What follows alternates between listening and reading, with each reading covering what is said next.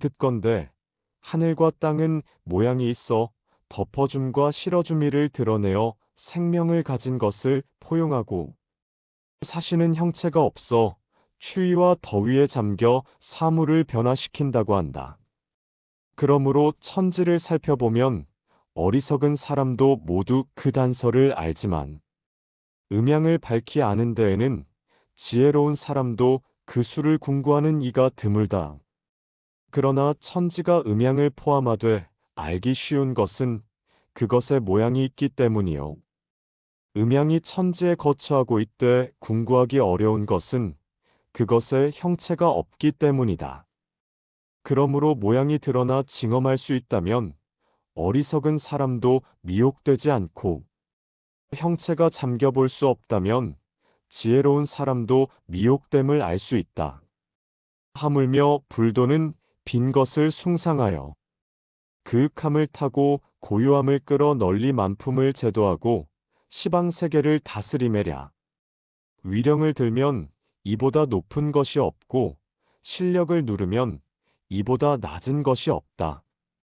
크게 하면 우주에 가득하고 작게 하면 호리에도 들어간다.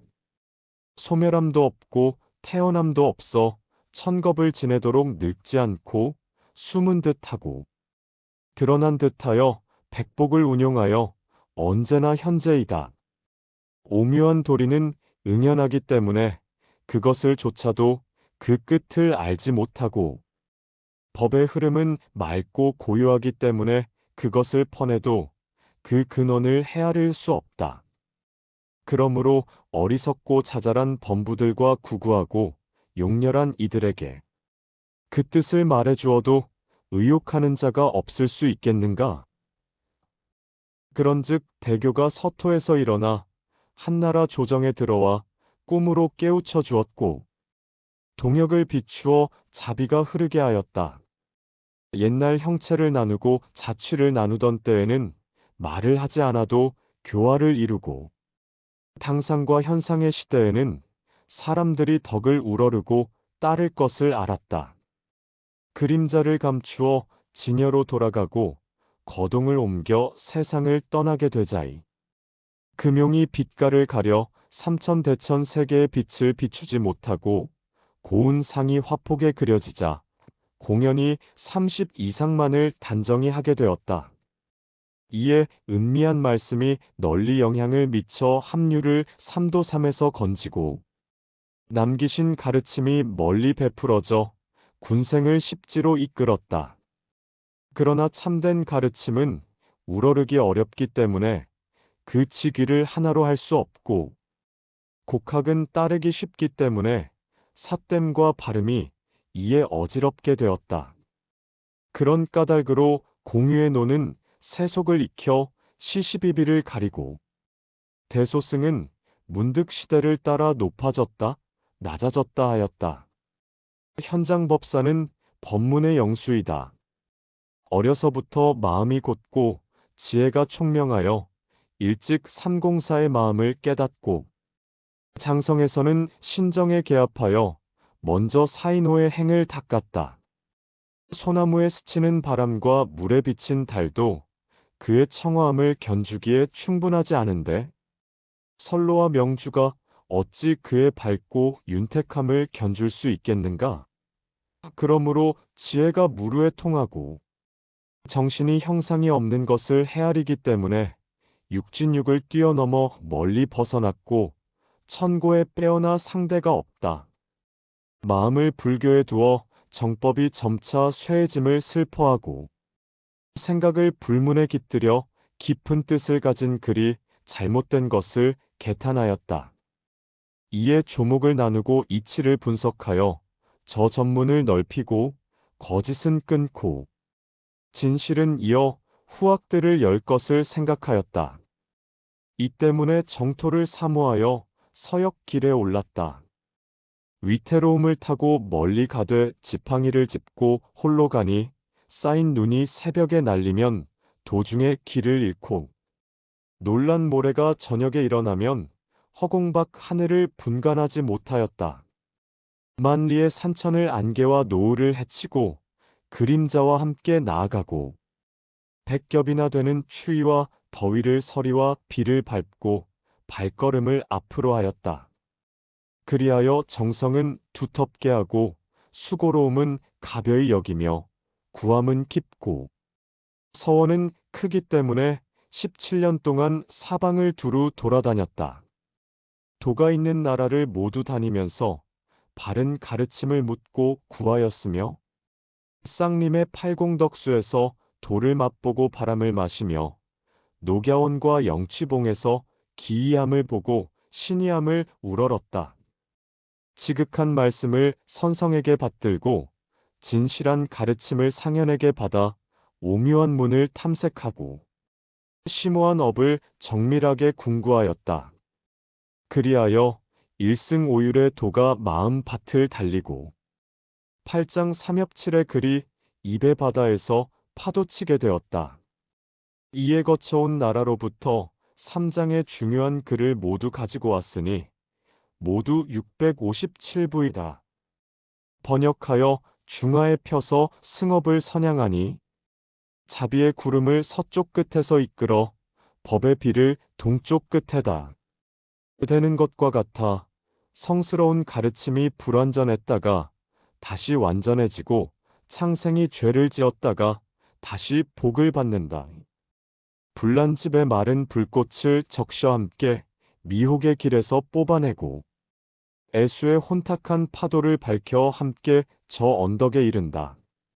악은 업으로 인해 떨어지고 선은 연에 의해 올라가니 올라감과 떨어짐의 단서가 오직 사람에게 의탁한 것임을 알 수 있겠다.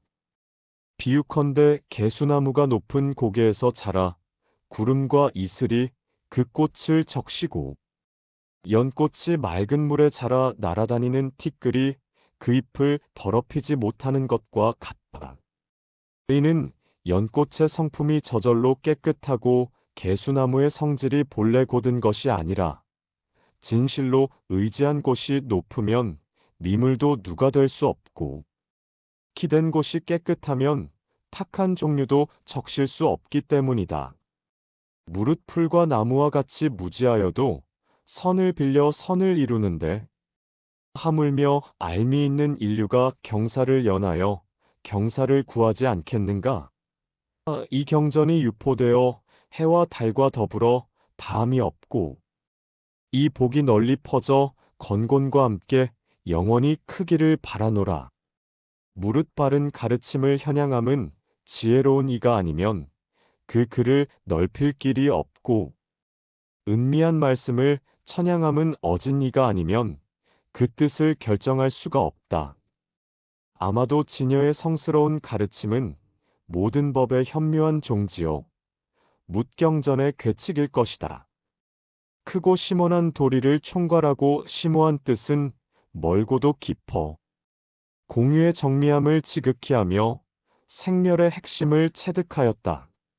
말은 무성하고 도는 넓어 그것을 찾는 자가 그 근원을 궁구하지 못하고 글은 드러났으나 뜻은 그윽하여 그것을 실천하는 자가 그 끝을 헤아리지 못한다. 그러므로 성인의 자비가 미치는 곳의 업에는 이르지 않는 선이 없고 오묘한 교화가 펼쳐지는 곳의 연에는 끊어지지 않는 악이 없음을 알 수 있다. 법 그물의 별이를 펼치고 육도십의 바른 가르침을 넓혀 모든 존재를 도탄에서 건지고 삼장의 비밀한 빗장을 열었다. 그러므로 불교의 명성은 날개가 없는데도 길이 날고 불교의 도리는 뿌리가 없는데도 영원히 견고하다. 도리와 명성은 백성들에게 경사를 베풀어 오랜 시간을 지나도 길이 항상하고 중생들의 정성에 나아가 몸을 응연하여 진겁이 지나도록 썩지 않는다. 아침에는 종을 울리고 저녁에는 경을 읽어 두 가지 소리가 영취산에서 교차하게 하고 지혜의 해와 법의 물결이 두 바퀴를 녹야원에서 굴렸다. 공중에 펼쳐진 복에는 나는 구름과 접하여 함께 날고 들에 펼쳐진 봄 숲은 하늘꽃과 함께 채색을 합한다. 삼가 황제 폐하께서는 하늘이 복을 내려 팔짱을 끼고 파랑십일을 다스리시며 덕이 백성들에게 미쳐 옷깃을 여미고 만국의 조회를 받으신다. 은혜가 썩은 뼈에까지 더해져 석실의 폐업의 글이 돌아오고 은택이 곤충까지 미쳐 금괴에서 범설의 개송이 유포되었다. 그리하여 안욕달 12의 물을 신전의 8하천에 통하게 하고 기사굴산을 숭산과 화산의 푸른 고개에 접하게 한다. 삼가 생각하건대 법성은 응적하여 귀의하는 마음이 아니면 통하지 않고 지즈는 현호하여 정성에 감동하여 드러나니 어찌 어두운 밤에 지혜의 횃불을 밝히고 화택의 아침에 법우의 은택을 내린다고 하지 않겠는가? 이에 온갖 강물이 다른 곳에서 흐르나 함께 바다에서 만나고 만국이 의를 나누나 모두 진실을 이루니 어찌 탕무와 그 우열을 따지고 요순과 그 성덕을 견주겠는가? 현장법사는 일찍이 총명과 선량함을 품어 뜻을 세움이 크고 대범하였다. 정신은 초춘 13의 나이 때부터 맑고 몸은 부화한 세상에서 뛰어났으며 마음을 정실에 모으고 자취를 그윽한 바위에 숨겨 삼선에 깃들고 십지에 논일었다. 육진의 경계를 뛰어넘어 홀로 가유십사를 거닐고 일승의 뜻을 이해하여 근기를 따라 중생을 교화하였다. 중화에 의지할 자료가 없어 인도의 진문을 찾았으니 멀리 항하를 건너 끝내 완전한 글자를 얻으려고 기약하고 자주 설령을 올라 다시 나머지 반쪽 구슬을 얻었다.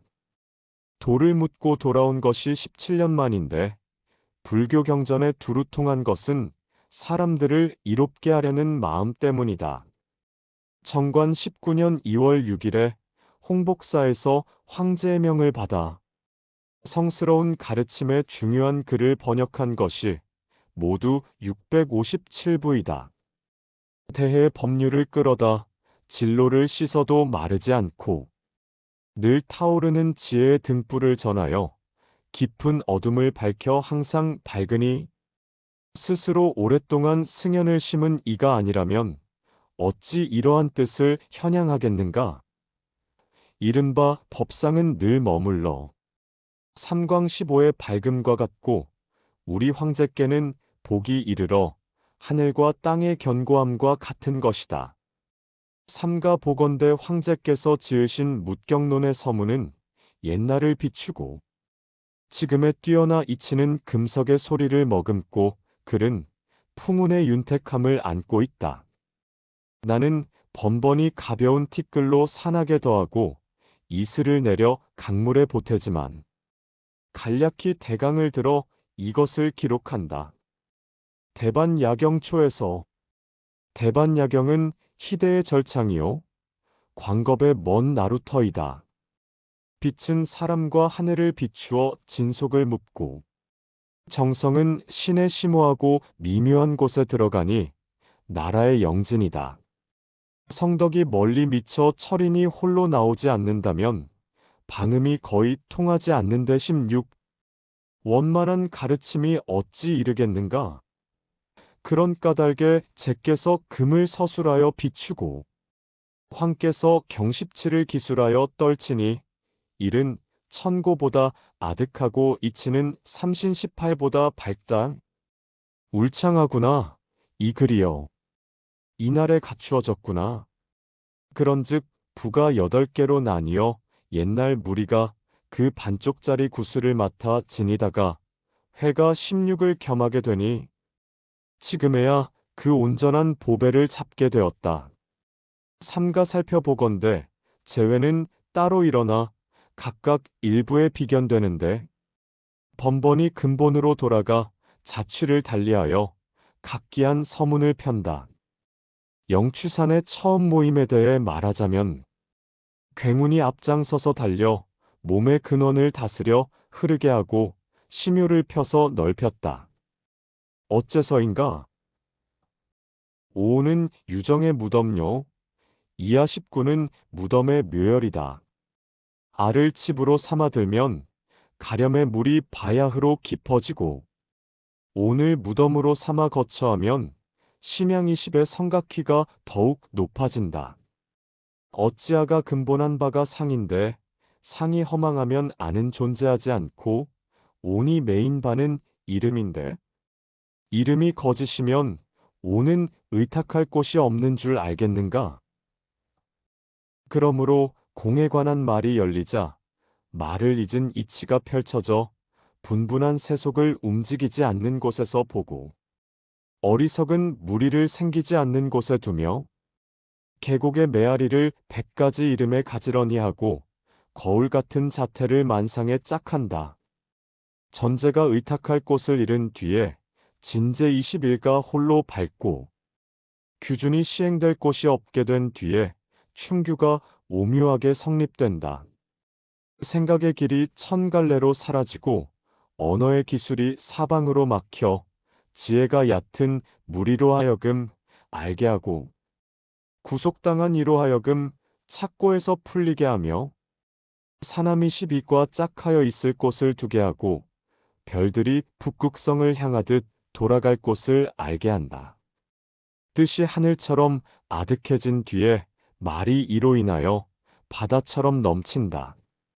또 재분의 근본이 되고 또한 전고에 아직 전해지지 않은 것이니 모두 400권 85품을 만들었다. 혹자는 권도의 방토에서는 이치상 잘라서 번역해야만 한다고 하였다. 나는 그에게 다음과 같이 대답하였다. 한마디로 요약할 수 있지만 아송을 지은 것이 장을 연하여 있고 두 글자로 제목할 수 있지만 열반의 음은 축으로 쌓여 부드럽고 느리니 그 자비로운 가르침이라. 만일 번역하되 깎아낼 수 있다면 손을 다칠까 염려된다. 지금 전하되 반드시 본래대로 하니 넘치는 말에 대해 비난이 없기를 바라노라. 하물며 책을 잡은 새벽에 감개한 생각이 더하고 혼교하는 저녁의 환한 계율이 밝게 빛나매랴. 감동을 준 일의 자세한 전말은 별록과 같다. 만일 대심의 인재로 오랫동안 듣고 오랫동안 받든 자가 있다면 스스로 놀라지도 않고 두려워하지도 않게 되어 자문하고 헤아릴 것이다.